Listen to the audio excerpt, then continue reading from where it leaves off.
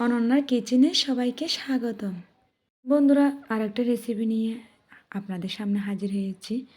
আজকে রান্না করে দেখাবো দেশি কই মাছ দিয়ে দেশি আলু রেসিপি। বন্ধুরা, কই মাছ অনেক ধরনের রান্না করে, আমি অন্য ধরনের রান্না করে দেখাবো। যেহেতু এগুলা দেশি কই মাছ, পরিষ্কার করতে একটু কষ্ট হলো, রান্নাটা কিন্তু খুবই ভালো হয়েছে। মাছের মধ্যে আমি আগে থেকে লবণ মাখিয়ে রেখেছি আধা ঘন্টার জন্য। সময় লাগে কাটতে, অনেক কষ্ট হয়। এগুলোর মধ্যে আমি নুন, হলুদ আর ভিনেগার দিয়ে নিয়েছি। যেহেতু দেশি কই মাছ আর পরিষ্কার করা যাচ্ছে না, এবার একটা বাটিতে নিয়ে হলুদ, লঙ্কার গুঁড়া, মির্চের মতো লঙ্কার গুঁড়া দিয়েছি। এর মধ্যে ধনিয়ার গুঁড়া দিব। আমার কাছে বাটা জিরা ছিল না, তাই শুকনো জিরা গুঁড়া দিয়েছি। রসুন বাটা দিয়ে দিব 1 চামচ, আদা বাটাও 1 চামচ দিয়ে দিব। পরিমাণ মতো লবণ দিয়ে দিব। লবণটা বুঝে শুনে দিবেন। কিছুটা সরিষার তেল দিয়ে মাখিয়ে নিব। আজকে রান্নাটা মাখিয়ে রান্না করতেছি, 20 মিনিট রেস্টে রেখে দিব। এভাবে যদি মাখিয়ে রান্না করেন, খেতে কিন্তু অসাধারণ হবে। আপনারা যদি বাজার থেকে নিয়ে আসেন বা ফ্রিজে রাখেন, তাহলে অবশ্যই এগুলা ভেজে রান্না করবেন। এখানে পেঁয়াজ আর আলু, টমেটো নিয়েছি।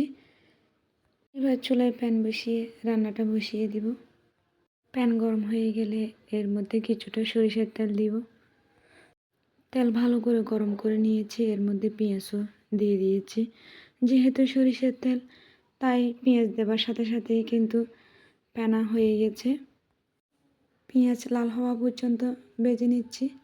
এরপর সম্পূর্ণ আলুগুলা দিয়ে আবারও নেড়ে ছেড়ে ভেজে নিচ্ছি। একবার হলো এভাবে রান্না করে দেখবেন, স্বাদ কিন্তু মুখে লেগেই থাকবে। যারা আমার রান্নাটা দেখতেছেন, তাদেরকে অসংখ্য ধন্যবাদ। আলুগুলা ভাজা হয়ে গেলে এর মধ্যে যে মাছগুলা মেখে রেখেছিলাম, সেগুলো এর মধ্যে দিয়ে ভালো করে কষিয়ে নেব। এরকম রান্না নাই বললেই চলে। সব মায়েরা এভাবেই রান্না করত, তাই আমিও মায়েদের মতো রান্না করার চেষ্টা করতেছি। এবার আমি মাছগুলো দিয়ে ভালো করে কষিয়ে নিচ্ছি। চুলার আঁচটা মিডিয়ামে রেখেছি। সময় নিয়ে কষাইতে হবে, না হলে মাছগুলো ভেঙে যেতে পারে। তাড়াহুড়া করবেন না এই মাছ রান্না করার সময়। দেখুন, আমি আলতোভাবে কষানোর চেষ্টা করতেছি। আমার মাছ কিন্তু একটাও ভাঙে নাই, খুব সুন্দর হয়েছে। কই মাছ সম্ভবত এভাবে রান্না করে কম মশলা দিয়ে, তাই আমি একদম কম মশলা দিয়ে রান্না করে নিচ্ছি। আপনারাও চেষ্টা করবেন এভাবে রান্না করার জন্য। দেখুন, আমার মাছ কিন্তু কষানো হয়ে গেছে।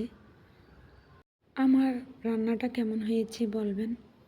লাইক, কমেন্ট করতে ভুলবেন না। পাশে থাকার জন্য অনুরোধ রইল। মধ্যে জল দিয়ে দিয়েছি মাছের মধ্যে।